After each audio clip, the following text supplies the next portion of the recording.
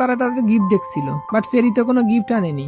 তাই সেখানে ম্যানবুকের ওয়াইফ যে একটা সাধারণ ড্রেস এনেছিল কিন্তু দেখাতে লজ্জা পাচ্ছিল, সেরি সেটা নিয়ে বলে আমি কিছু আনিনি ঠিক আছে, কিন্তু আমি এই ড্রেসের চমক দেখাতে পারি। এরপর সেরি ইয়োনেকে সাজিয়ে নিয়ে আসে আর বলে এটা এখনকার নিউ ট্রেন্ড। তখন সবাই অনেক অবাক হয় ইয়োনেকে দেখে। অন্যদিকে ক্যাপ্টেন ডি আর পার্ক গাড়িতে কোথাও যাচ্ছিল। তখন পার্ক ক্যাপ্টেন ডিকে সব খুলে বলে যে সেরি ভাবে আপনার কোনো পাওয়ার নেই, তাই সে সিনিয়র কর্নেলের ওয়াইফের কাছে তাকে পড়াতে যায় যাতে আপনি প্রমোশন পান।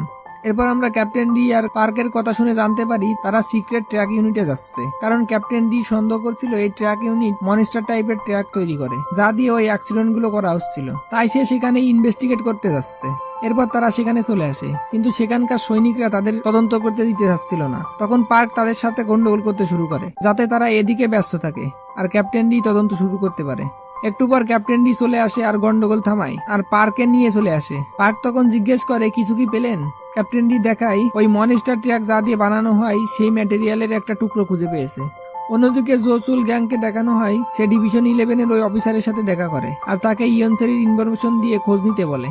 এরপর আবার সিন সেখানে চলে আসে যেখানে সেরি সিনিয়র কর্নেলের ওয়াইফকে পটাতে গিয়েছিল। সবাই চলে যাওয়ার পর সেরি সিনিয়র কর্নেলের ওয়াইফকে বলে সিনিয়র কর্নেলকে যেন বলে ক্যাপ্টেন ডি এর প্রমোশন করিয়ে দিতে। এরপর ক্যাপ্টেন ডি আসে আর সেরিকে সেখান থেকে নিয়ে যায়। ফিরে এসে তারা ক্যাম্প ফায়ার টাইপের একটা অনুষ্ঠান করে, এক কথায় বলা যায় ভিন্ন ধরনের মদ্যপান।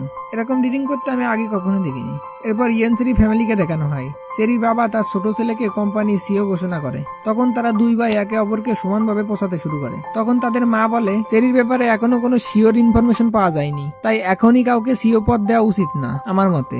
এরপর পরের দিন সকালে সেরি ঘুম থেকে উঠে আর ক্যাপ্টেন ডি তার জন্য কফি বানায়। ক্যাপ্টেন ডি যখন অফিসের দিকে যাচ্ছিল তখন সেরি তাকে ডাক দেয় আর এটা দেখায়। ক্যাপ্টেন ডি অফিসে এসে তার সাথীদের বলে সেরি